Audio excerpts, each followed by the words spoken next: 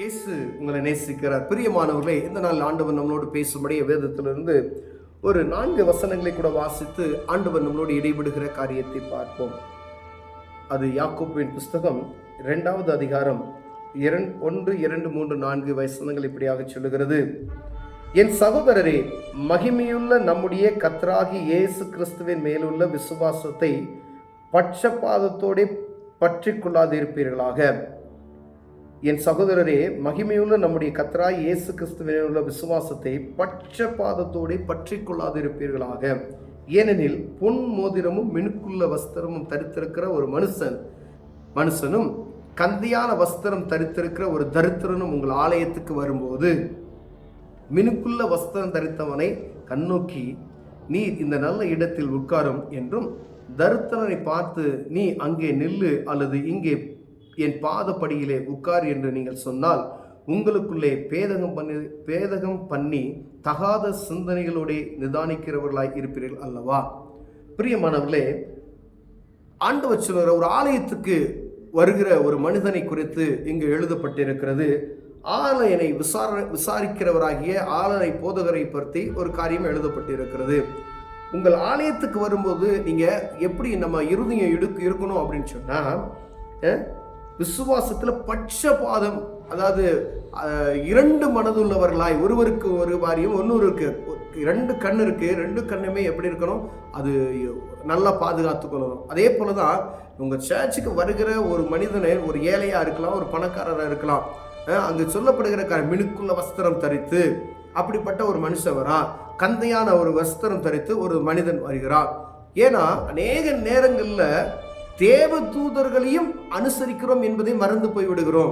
அவர்களும் வருவார்கள் அப்படின்னு சொல்றதை நம்ம மறந்து போயிடுறோம் அப்படின்னு சொல்லப்படுகிறது. அப்போ உங்கள் ஆலயத்துக்கு வரக்கூடிய எந்த ஒரு மனிதனையும், அவர் யாராக இருந்தாலும் சரி, அவங்களுக்கு அவங்க இப்போ ஒரு இடத்துல போய் இருக்க, அவங்கள நீங்கள் இங்கே உட்காரு அங்கே உட்காரு அப்படின்னு சொல்லி அவங்களை டிஸ்டர்ப் பண்ணாமல், ஒருவேளை அவங்க இருதயம் வேணால் ஒரு ஆடை வேணால் அழுக்காக இருக்கலாம், ஆனால் ஆண்டவர் இருதயத்தை பார்க்கிறவர். ஒரு ஆலயத்துக்குள்ளே ஒரு மனுஷன் வரா அப்படின்னு சொன்னால், அவனுக்கு நேரங்களில் மீட்டிங் நடக்கும்போது பார்த்தீங்கன்னா தண்ணி அடிச்சுட்டு என்ன செஞ்சிருவாங்க, ஒரு தான் மீட்டிங்குள்ளே வந்துடுவாங்க.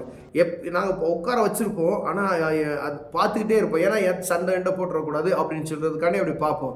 ஆனால் உட்கார வச்சோம், ஏன்னா ஆண்டவர் எப்படியாவது அந்த சகோதரனை தொட வேண்டும் அப்படி என்பதற்காக. அவன் ஒரு சமயம் முடியாத பட்சத்துக்கு தான் எங்கேயாவது கொண்டு போய் உட்கார வச்சிடுறது.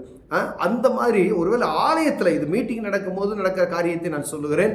ஆனால் ஒரு சர்ச்சில் ஒரு மனுஷன் வரா அப்படின்னு சொன்னால், அவங்களுக்கு நீங்கள் இரண்டகம் பண்ணாதபடிக்கு, அவங்களை பட்சபாதம் பண்ணாதபடிக்கு அவங்களுக்கு ஒரு இடத்தை அமர, ஒருவேளை அவர்கள் நீங்கள் உங்களுக்கு பிரயோஜனமுள்ள பாத்திரமாக கூட மாற்ற முடியும் ஆண்டவர் வல்லமை. ஒருவேளை அவங்க அப்போதான் வந்திருக்கலாம், ஆண்டவரை பற்றி நல்லா தெரிந்திருக்கலாம், ஆனால் அவங்க ஏழ்மையான ஒரு காரியத்தில் இருந்திருக்கலாம் அவங்களுடைய வாழ்க்கையில். ஆனால் தேவ சமூகத்துக்கு வரும்பொழுது அவர்களை பட்சமாய் நீங்கள் நேசிப்பீர்களானால் ஆண்டவருடைய நாம மகிமைப்படும். ஏன்னா வேதம் சொல்லுகிறது, நீ போய் என் பாதத்தில் இங்கே உட்காரு அங்கே உட்காரு நீ சொல்லிடாத. ஏன்னா ஆலயம் ஆண்டவருக்கு சொந்தமானது. அங்கு எல்லா மனிதர்களையும் ஒரே போலதான் நேசிக்கிறார். அநேக நேரங்களில் ஒரு திருமண காரியம் நடக்குது அப்படின்னு சொன்னா, ஒருத்தர் ஏழையான ஒரு மனுஷன் அழுக்கான ட்ரெஸ்ஸை போட்டு வந்துட்டா பக்கத்தில் உட்காந்து சாப்பிட்றதுக்கு நமக்கு என்ன செய்வோம், நம்ம யாராக இருந்தாலும் சரி அப்படி அந்த இடத்துல உட்கார மாட்டோம், தள்ளி போவோம்.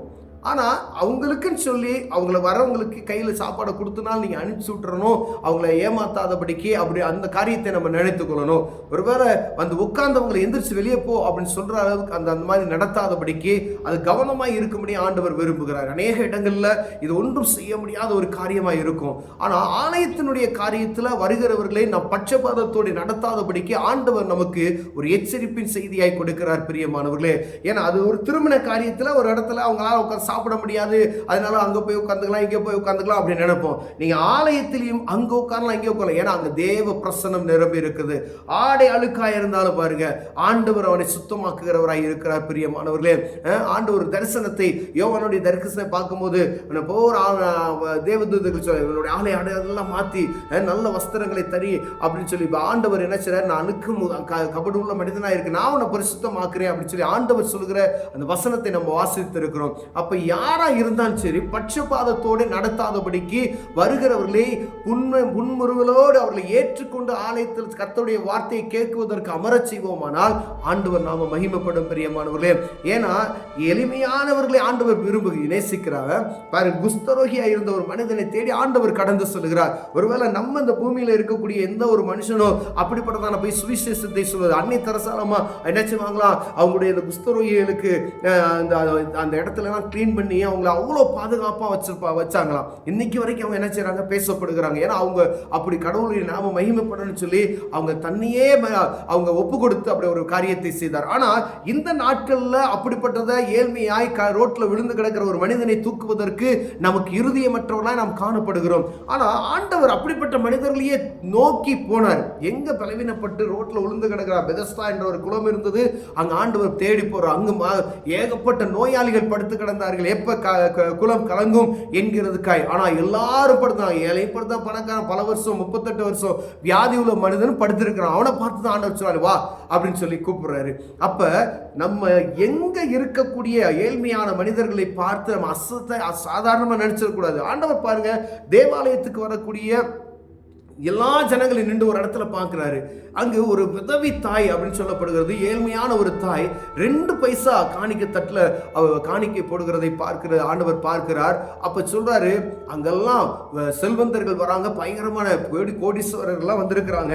ஆனா அந்த ஆலயத்துல பணத்தை செலுத்தின தன் ஜீவனுக்குள்ளான பணத்தையும் அவ வாழ்க்கைக்கு ஜீவனுக்கு அவ எடுத்து வைத்திருந்த அந்த பணத்தையும் அங்கே வச்சுட்டா, ஆலயத்தில் போட்டுட்டா, அவளே மேன்மையுள்ளவள் என்று ஆண்டவர் சொல்லுகிறதை நாம் பார்க்க முடிகிறது பிரியமான. அப்ப பட்சபாதம் இல்லாதபடிக்கு ஆலயத்துக்கு வர்றவங்களை நீங்க ஒரு நாள் அப்படி ஒரு காரியத்தை செய்திடாதீங்க, வித்தியாசமா நடத்திடாதீங்க. ஆண்டவர் யாருக்காக பேசலாம், எந்த சேர்ச்சுக்காக பேசலாம். ஆனா உங்க சேர்ச் எப்படி வேணாலும் மாளிகையா இருக்கலாம், பளிங்கு கல்லால கூட நீங்க கட்டப்பட்டு இருக்கலாம். ஆனா வருகிறவர்கள் ஆண்டவரை தேடி வருகிறார்கள், அவர்களை பட்சபாதத்தோடு நடத்தாதபடிக்கு எச்சரிக்கையா இருக்கும்படி ஆண்டவர்களோடு இடைபடுகிறார். ஒருவேளை எளிமையான மனிதர்களை நாம் தேடி ஆண்டவர் செய்தது போல அப்படிப்பட்டதான காரியத்தை செய்வோமானால் ஆண்டவர் நம்மை ஆசீர்வதித்து உயர்த்த வல்லமையுள்ளவராக இருக்கிறார். கண்களை மூடுவோம், ஜெபிப்போம். அன்பின் தகப்பனே, ஆண்டவரே, நாங்க பட்சபாதத்தோடு நடந்து கொள்ளாதபடிக்கு எங்களை காத்துக்கொள்வீராக. எல்லா மனிதர்களுக்கும் சக மனிதர்களுக்கும் ஒரே அன்பை, கிறிஸ்துவின் அன்பை போதிக்கிறவர்களாய் காணப்படுவது விஷயம். இயேசுவின் நாமத்தில் பிதாவே, ஆமென்.